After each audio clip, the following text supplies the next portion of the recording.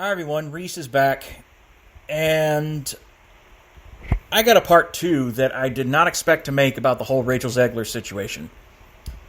After I did some research and some self-insight, I realized that there was a reason why I kind of related to this issue, and I think it comes from a personal area. It's not just the fact that I admire the woman. I mean, there's more to it than that. I kind of relate to what she's going through right now.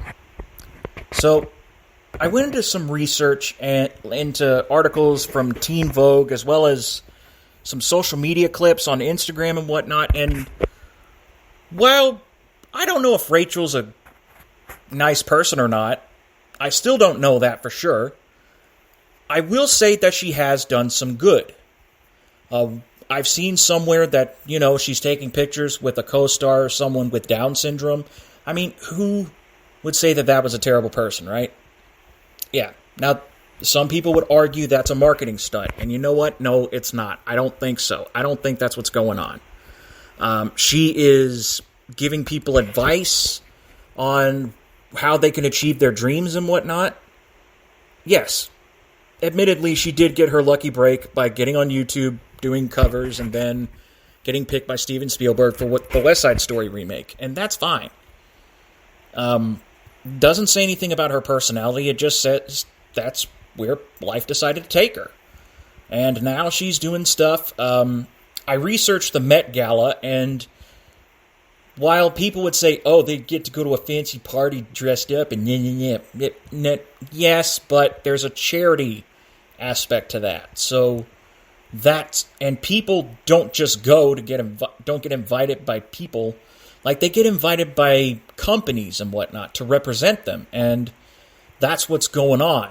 So that's why Rachel Zegler was at the Met Gala in 2024, and she didn't just complain about not being able to go to the Oscars in 2022. No. She posted on Twitter that, no, I didn't get to go to the Oscars, and that's fine. It's not a big deal. But there was an outpour of support for her, and that's what motivated the Oscars to say, hey, Rachel, come present. And she's like, okay. Yeah, okay, so maybe I misjudged some things. That's definitely something I need to work on, and I apologize for speaking out of turn and for making myself look bad if that's what I did. But it does show a good side to Rachel Zegler. It does show a good side that, she's very professional. Oh, and Shazam 2? She said that she did that part because she needed a job. West Side Story hadn't come out yet, and due to the pandemic, and she needed a job.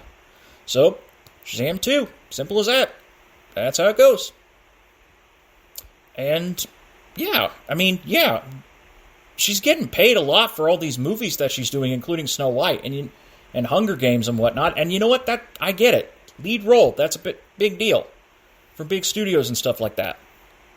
Now, she's doing a movie called Y2K that's made by A24, and I don't know if that's I don't know. I think that's an independent company that does independent stuff. And it looks like an independently made film that actually looks really fun, and I would like to see that. Of course, thinking about Rachel Zegler all the time, I'm like, okay, I don't know if that's going to be a big deal. I do have OCD and stuff like that, so it's like, oh dear. Might have to bring some friends with me to hold me down and be like, hey, Reese, calm down. But yeah, no, I'm not trying to be weird. I'm just trying to keep myself from having anxiety attacks and whatnot. Because, again, I admire the person, and that's fine. Okay, so on to the personal issues. The reason I relate to Rachel Zegler being accused of, saying what she said and making Disney look bad, yes, I get where that comes from. Yes, maybe she did make Disney look bad, and yeah, I think the professional thing to do maybe would not have been saying anything, but then again, sometimes you do have to take accountability. So whether she's going to do that, I don't know. I think it was Variety's decision to have Rachel Zegler and Halle Bailey meet together and talk about their roles. So having that as like a response to apologies and stuff like that, no, I don't think that's what was going on. What I think was going on was just a marketing gimmick for Snow White and stuff like that, and that's fine. I can understand that. You got to get the press involved. You got to promote the movie, all that good stuff. That's what happens. Now, the reason I relate to Rachel's predicament so much is I myself, being on the autism spectrum, didn't quite understand boundaries when I was younger. And in high school, kids motivated me to go after this girl that I liked. And as a result, I got labeled as a stalker. And yeah, I might have done some stalkerish things that I had to take accountability for, and I got in trouble for it. And it did become an incident report, so that was fun. Rachel said high school was the best years of her life. For me, they were the worst. So that's kind of what's going on here. But I, of course, started to understand social boundaries, and in college, things were a lot better. People were much more professional, much more nice, not as much drama going on. A little bit here and there, but nothing major. So I was able to actually make friends that I hung out with, and, you know, some of those friends I still hang out with to this very day, which is awesome. And being accused of something you didn't intend to do, that I relate to that, because it's like an accusation, almost. Like, all these people online are trolling Rachel and calling her like a bigot or a complete bitch or something like that, an entitled daddy's girl or whatever the fuck. Because, yeah, her parents worked hard to help her get where she is today. And, yeah, that's a good thing. I'm happy for her. I'm happy that she had that. That's awesome. I'm not jealous. I'm actually happy for her. Like, I have supportive parents as well. Granted, they probably don't have the money that hers did, but you know what? They did what they could, and I'm grateful for that. Now it's up to me to carve my own path into the film industry, and yeah, it'll take a while, but I'll get there, you know? So that's why I think that, you know, all these accusations made by people calling Rachel a bitch or whatever, they're just stupid. Humans make mistakes. I made a mistake. Rachel made a mistake talking about Snow White in the way that she did. Should she apologize? Now that I think about it, that would probably be up to Disney or whomever, her agent maybe. I don't know. She does need to understand that she is responsible for what she said, and there are rumors going around that she's been blacklisted, and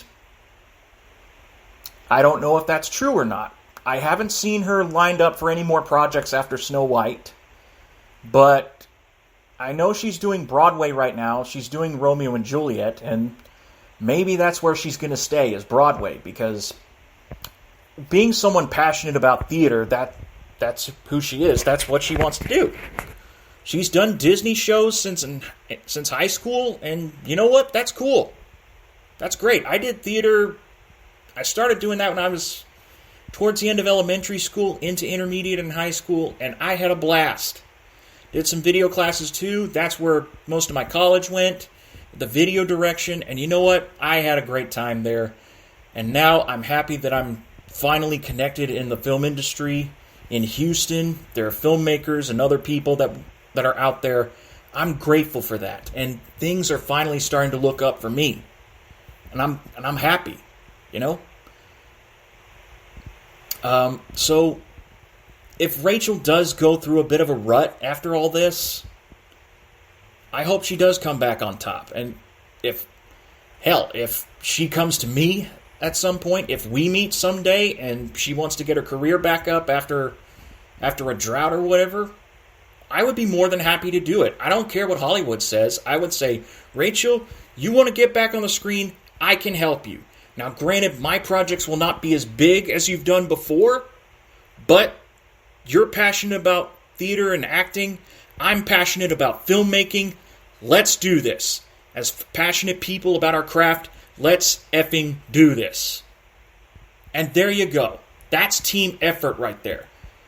You know, I'm not saying that this is going to happen, but if it does, I'm ready for it. I want to help people. Like Ahmed Best or Jake Lloyd or the Hayden Christensen, the Star Wars actors, right? If people want a second chance, that's what I want to do. Give them a second chance at big roles, right? I want to give them a second chance to get things going. If I got to do multiple films with these people, I will gladly do that. That's what I want to do. Give people a second chance. Like, if Mark Hamill didn't get anything because he was Luke Skywalker and he couldn't do anything else, hey, Mark, call me. I'll help you out. And he's doing great with his voice acting career. And you know what? That's awesome. I do a little bit of that too. So, I guess that's kind of where I have to take things. Is like, the point is, I relate to Rachel being passionate about something and being accused of things. And from what I understand, she is not letting these remarks get to her, and I'm proud of her for that. I admire that. That's awesome. So I wish her the best. I hope to work with her one day, and who knows? Who knows where the future is going to take us as human beings? I just think this is going to be really, really awesome. Whatever comes our way. Y2K, I would love to see that, because killer robots and stuff, that sounds awesome. That just sounds like a really good movie. I would love to see that. And if I hear things about her Snow White, like they're blowing people away, sure, I'll see that too. I don't normally care for the live action remakes, but if I hear that it's good, I'll check it out. We'll see. So, this is Reese Griffin signing off, and I will see you on the next episode of Butterfly Express. Thank you for listening, and have a great one. Remember, you are the person that can make your dreams possible. Don't listen to anyone else that says you can't do it. If you want to go for it, yes, it will take time to get things done sometimes. But if you put in the effort and the work, and you work on that, and keep going, even in your darkest times, you keep going. Don't do what I did and just go through a slump. Get back on your feet and make shit happen. And that's what I've got to do too. I got to practice what I preach right now. So, until next time, thank you for listening.